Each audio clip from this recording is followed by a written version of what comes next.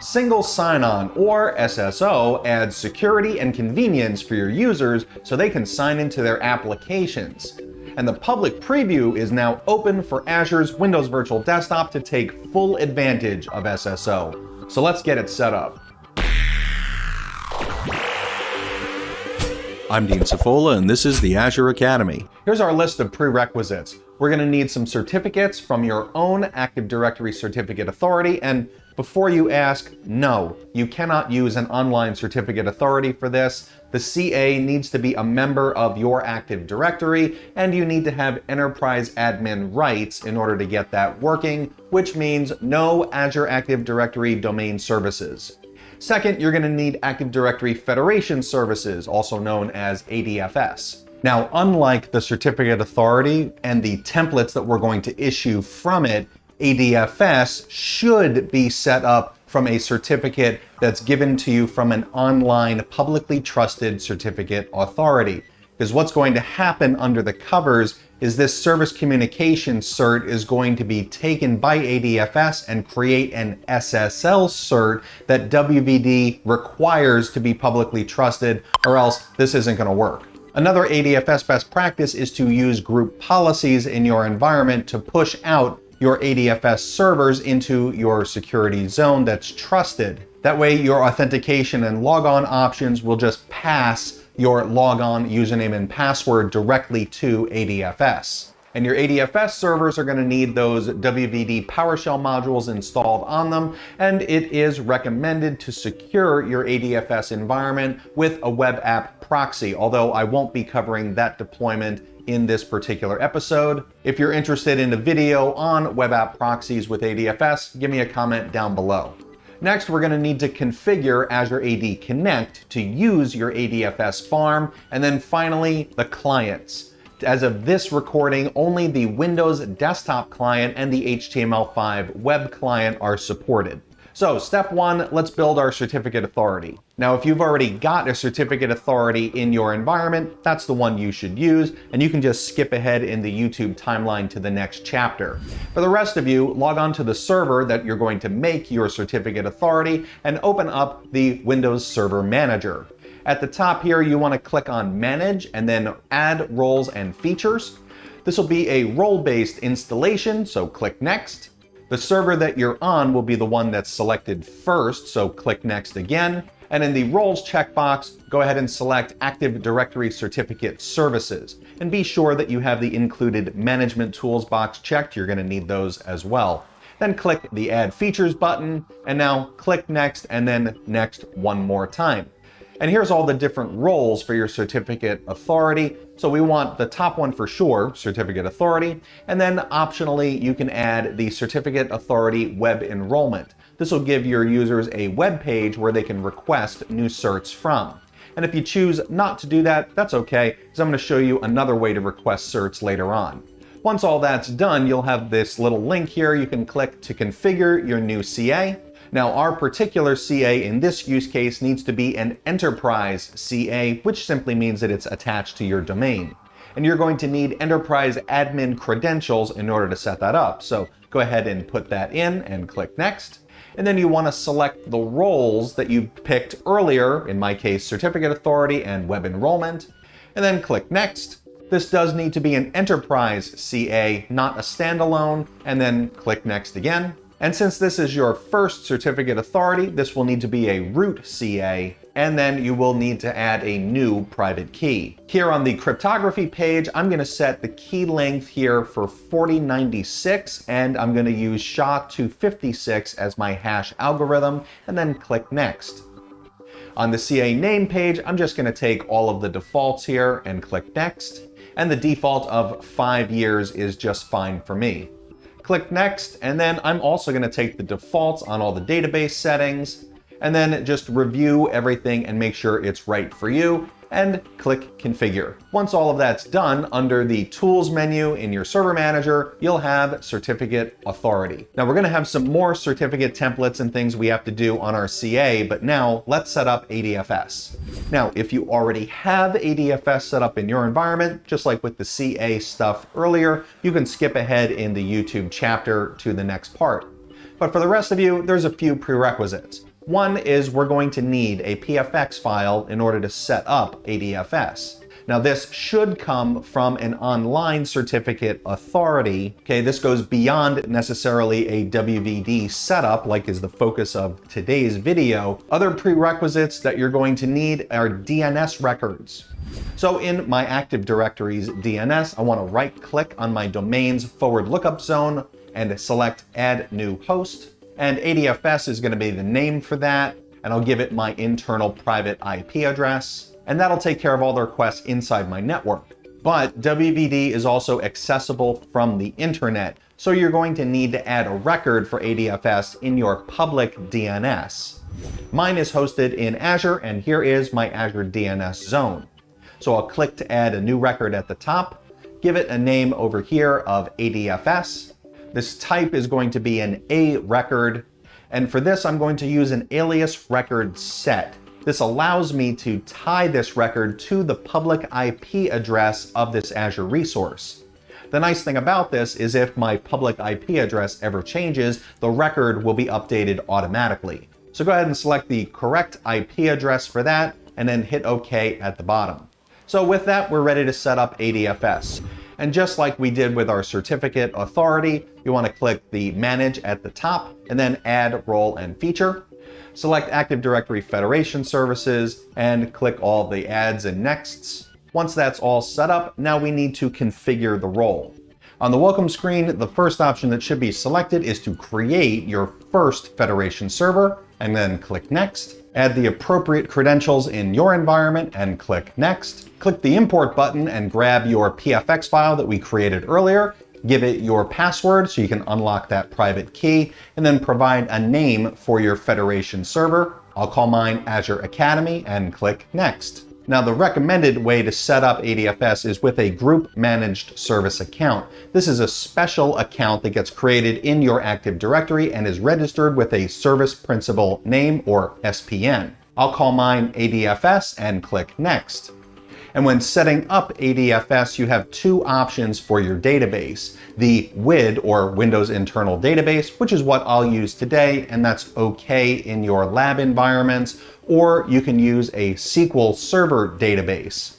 And that's generally more recommended in your production environment, so you have some high availability in the database, and it also gives you a higher user count. So read the documentation and figure out which one you should be using, and then click Next.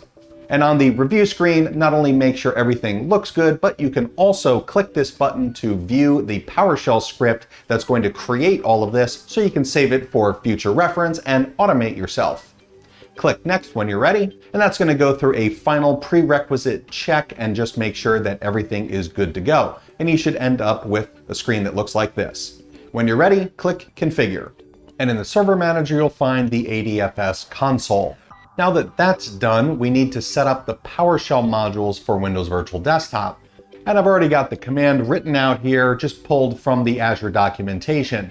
So it's install-module -name, and then the name of our module is az.desktop virtualization. And then I've got the allow, clobber, and force here in the verbose, so we can see all of that output instead of looking at a blank cursor. And then it also will make sure that the latest versions are installed. After that's done, I'll run a get credential and put that in the variable creds so that I can then log in to Azure automatically. And then from there, we're off to the races. And I'll just do a quick command of get-az wvd host pool just to make sure I can communicate with Azure. If you get there, you're good to go. Okay, this is our last prerequisite. On our Azure AD Connect server, you want to start by clicking Configure and then select Change User Sign In and hit Next. Now on this screen where we connect to Azure AD, we got to do things a little bit different here. If we use a username that is a member of our Azure Active Directory domain, then this is going to fail. And the reason why is because of how Federation works. When you set up your Federation server, all of your authentication requests are going to go from Azure over to your ADFS instance. And if something goes wrong, that would be terrible. So what you need to do instead is use a cloud-only account, and that account should end in your .onmicrosoft.com. That's so it's a separate domain member, and if things go wrong with ADFS, you can still get back in and fix things. So I'll use my ADFS setup account at msazureacademy.onmicrosoft.com and then give it the appropriate password and click Next. On the user sign-in screen, you probably have password hash sync already selected or pass-through authentication, and you may even have enable single sign-on checked. And when you select Federation with ADFS, your enable single sign-on is going to go away. That's normal because all of the authentication is going to be handled by ADFS, and so SSO will also be through ADFS. Put in your domain admin credentials here in that SAM account format, which is domain name / username, and then your password. Hit Next. And here on the ADFS page, you have the option to use Azure AD Connect to set up your ADFS instance. I didn't choose to do that because I like to have control over how I set things up.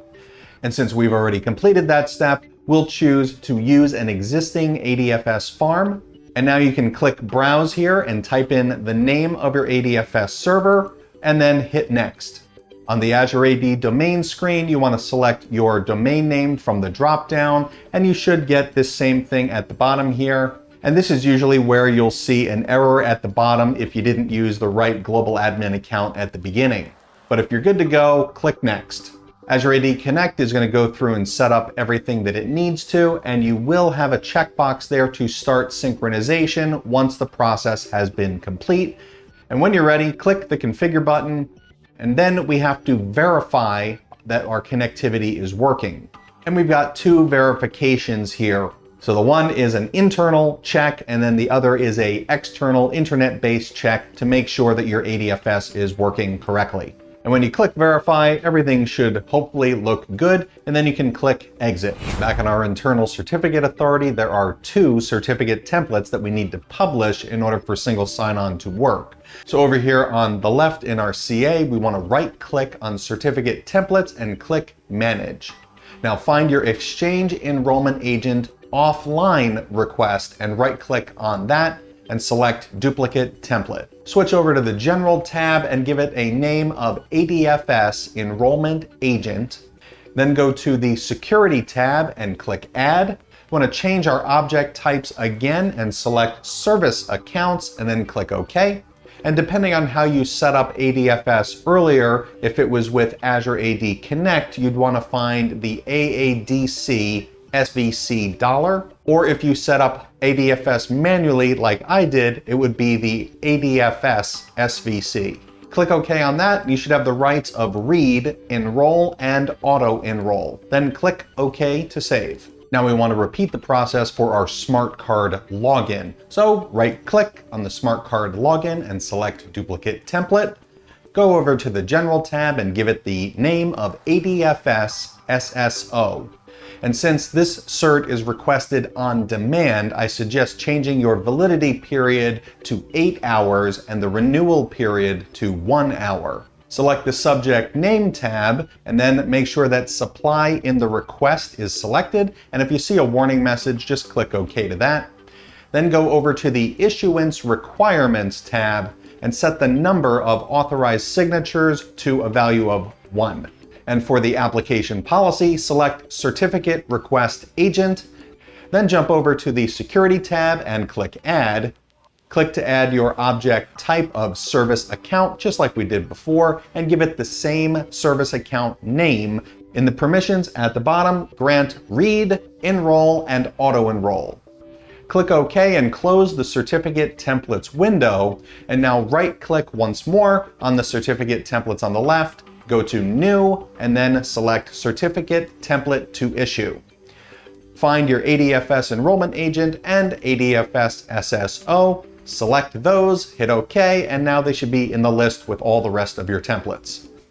And we've done all of that work just to get here. This is where the magic is actually going to happen.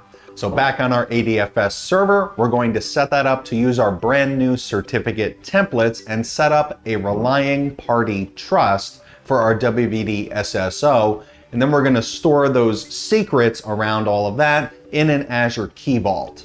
So the first thing we need here is in PowerShell. I've got a set ADFS cert authority command where we're going to tell it the enrollment agent certificate template of our ADFS enrollment agent. And then our logon certificate template is the ADFS SSO. And then we'll use the enrollment agent, which is just a switch. And that's going to allow ADFS to issue these certificates to all of our users going to log in. And now we need to talk about our secret options. And there's two different ways that you could go. If you have a single ADFS server like I do, you have a choice. You can use a shared key on this one server or a certificate. But if you have multiple ADFS servers in your environment, then you are required to use a certificate. Either way, we'll store our secret in an Azure Key Vault. So that means we'll have to set up an access right policy so the Windows Virtual Desktop service is allowed to access it. Now, if you have a Key Vault already, then you can skip ahead in the YouTube timeline like you have before. If not, here in the Azure portal, we'll click the plus at the top to add a new resource and type in the word Key Vault. Select the appropriate subscription and resource group and give your Key Vault a name. And I'll just use the standard pricing tier. Click Next, and now we have our access policy. Now I'm going to use this Key Vault for some other things in the future, so I'm going to check all three boxes at the top, and that just gives me some flexibility later on. So click over here to add your access policy, and what we're going to do is grant the key permission of sign and the secret permission of get. Then click to add a service principal, and in the picker, type in Windows Virtual Desktop. Now, in case you have more than one, like I do, the one you want is the service principal that starts with 9CD and ends in D07. Click Next and then finish out your Key Vault build. Now, just so you know, in the documentation, this step is actually done with PowerShell, but I wanted you to be sure that you knew how to deploy a Key Vault and how to set it up in the portal so you knew what that PowerShell script was doing. Back on our ADFS server, let's set up our relying party trust, which is going to make WVD SSO work. Now, to make your lives easier, the product team has provided a PowerShell script that's available on the PowerShell gallery, and you can download it with the command install-script configure WVD SSO. So we're now at the point where you have to choose if you're going to use the shared key method or the certificate method for your secret in your Key Vault, because from here, the PowerShell is different. So let's first talk through the shared key method. And the command here for anybody who's in the normal public cloud is $config equals configure WVD SSO.ps1 -ADFS authority. Now, what goes in that authority space is going to be the URL that resolves to your ADFS. For example, mine would be adfs.msazureacademy.com/ADFS. Then after that, we've got some values here for our host pool configuration, and we'll store that in the variable $HP. And then we have the $secret, where you give it the vault name and the name of your secret, and then the secret value to be your $config that we did a moment ago, .SSO client secret. So we're pulling that value out of the config and then saving that through plain text and adding a tag. And that tag's value will be pulled partially from the host pool's identity. And all that will get stored in the Azure Key Vault. Then after that, we'll configure your host pool for the shared key secret method by doing an update AZWVD host pool. And then once you do that, you should be good to go. I'm going to show you now the certificate method for any of you going that route. We start off with the $config, just like before, but this time we're going to use the -use cert parameter and then give it the cert path wherever your PFX file is located and the password for that certificate. And that's all stored in that $config variable. Then we do the $HP variable for your host pool, just like we did before. And then our $secret has some tweaks in it as well. import AZ Key Vault certificate with your vault name and the name of your secret being ADFS SSO secret. And then we need the file path to the PFX because that has to be uploaded with it. And then the password to unlock the certificate. And that's all stored in $secret. And then we update our host pool like before. And the difference here is the SSO secret type of certificate in Key Vault. And either way that you choose to do it, that secret should now be stored in your Key Vault, which you can see right here. Now we're going to test this in two different ways because we have users that are both internal and external to our environment that could be using WVD. And things do look slightly different. First, the external user. So I'm going through the subscribe process as normal, and you'll be prompted to enter your username. That's to do what's called a home realm discovery, which tells Azure Active Directory where to send your authentication request, which is your ADFS server. And then because they're external, they will be prompted from ADFS to perform a login. Once that is done, from here, it should be seamless sign-on. You just double click on your application and then you'll be signed in the rest of the way. Now, different from that is the internal experience, which should be end-to-end seamless. So I've logged on to one of my servers in my environment that's a member of my domain on a trusted device that has all my certificates and all of my policies. So I open up the web browser and go to the HTML5 client, and I'm seamlessly signed on to the client, which is the normal experience that you should already be familiar with. And now when I double click on the icon to launch my application's desktop, I'm logged in automatically with seamless single sign-on. If you like this video or learned something new, give me a thumbs up, share this video with others, subscribe, comment, let me know what you're interested in for your next video at the Azure Academy. Speaking of which, you can go check out the AZ140 series over here to prepare you for the WVD certification test, which hopefully will be out of beta soon if it isn't already. And then you can also check out the latest video at the Azure Academy. Thanks for joining me today, and I will catch you in the next video. Happy learning.